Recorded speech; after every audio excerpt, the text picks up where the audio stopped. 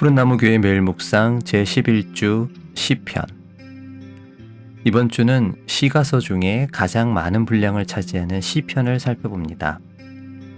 시편은 옛 언약 백성인 이스라엘의 기도와 찬양입니다. 이것은 아래에서부터 위로 올라가는 것입니다. 위에서 아래로 내려오는 것이 말씀이라면 이 하나님의 말씀에 대한 인간의 반응이 기도와 찬양입니다. 그런 점에서 시편은 이 인간의 고백이 성경에 포함되어 있다는 점에서 참 의미를 갖습니다. 책에서도 말하듯 그 시편에는 다양한 유형이 있는데요. 이 유형에 따라 해석과 적용도 다르게 해야 되는데, 이번 주에는 이 다양한 시편들을 살펴보면서 하나님의 백성으로서 우리가 살아가는 동안에 경험하는 여러 가지를 어떻게 하나님 앞에 고백할 수 있을지 생각해 보도록 하겠습니다.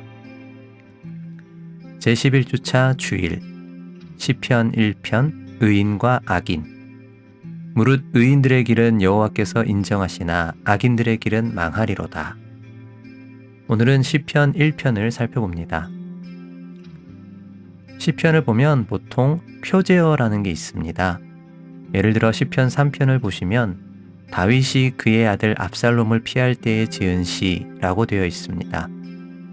이렇게 표제어는 보통 그 시가 쓰여진 배경을 설명해 주거나 혹은 음악적인 정보를 알려주는데요. 그런데 시편 1편과 2편에는 표제어가 없습니다.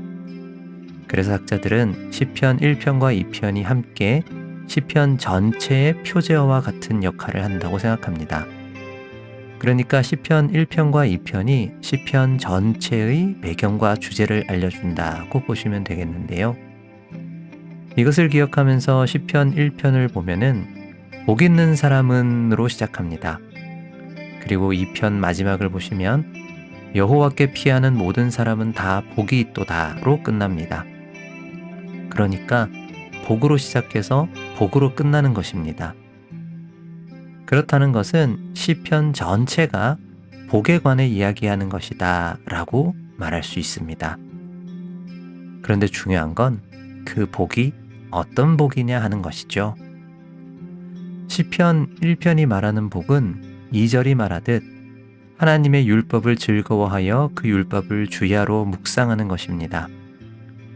히브리시의 평행법을 생각할 때 율법을 즐거워하는 것과 율법을 주야로 묵상하는 것은 같은 건데요.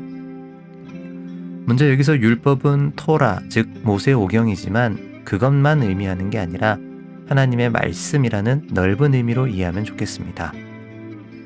그런데 여기서 묵상에 사용된 단어가 재밌습니다.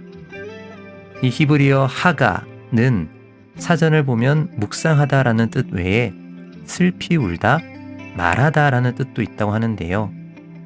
그런데 재밌게도 이사야 31장 4절을 보시면 사자가 먹이를 움키고 으르렁거린다라고 할 때 이 으르렁거리다가 이 단어 하가입니다. 그래서 제가 신대원에서 배울 때 교수님은 이런 점에서 묵상이라는 것은 씹고 뜯고 맛보고 즐기는 것이다 라고 하셨습니다. 그러니까 묵상은 그저 머릿속으로만 하는 게 아니라 입으로 작게 소리내어 말하는 것이기도 하면서 동시에 그 말씀이 정말 내 삶에 어떤 의미인지를 충분히 맛보고 즐기는 것까지 포함되는 것이라는 말씀이었습니다. 그런 점에서 시편 1편이 말하는 복된 사람은 하나님의 말씀을 진지하게 늘 가까이 하는 사람입니다. 그리고 그런 사람은 시냇가에 심은 나무가 철을 따라 열매를 맺는 것 같이 그 잎사귀가 마르지 않는 것 같이 모든 일에 형통하다고 합니다. 하지만 여기서 형통을 내가 맘먹는 대로 다 된다는 식으로 이해하면 곤란합니다. 왜냐하면 여기 철을 따라 열매를 맺는다는 것을 보십시오. 겨울에도 열매를 맺는 건 그건 이상한 거죠. 모든 것에는 때가 있습니다. 전도서의 메시지가 그것이었죠. 그러나 말씀을 가까이 하지 않는 악인의 삶은 그렇지 않습니다. 시편 1편 4절은 악인은 바람에 나는 겨와 같다고 합니다.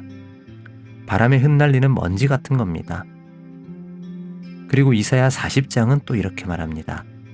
모든 육체는 풀이요 그의 모든 아름다움은 들의 꽃과 같으니 풀은 마르고 꽃은 시드나 우리 하나님의 말씀은 영원히 서리라. 여기서 핵심은 영원함입니다. 하나님의 말씀은 영원합니다. 그 영원이라는 토대 위에 뿌리 내린 나무는 든든합니다. 하여 책에서도 이렇게 말합니다. 나무는 굳건히 뿌리를 내리지만 겨는 불안정하다. 사랑하는 여러분, 우리 말씀을 씹고 뜯고 맛보고 즐기며 그 말씀 위에 굳게 세워져 흔들리지 않고 불안하지 않고 두려워하지 않으며 이 세상을 든든히 살아가는 복된 우리가 되길 바라면서 함께 기도하겠습니다.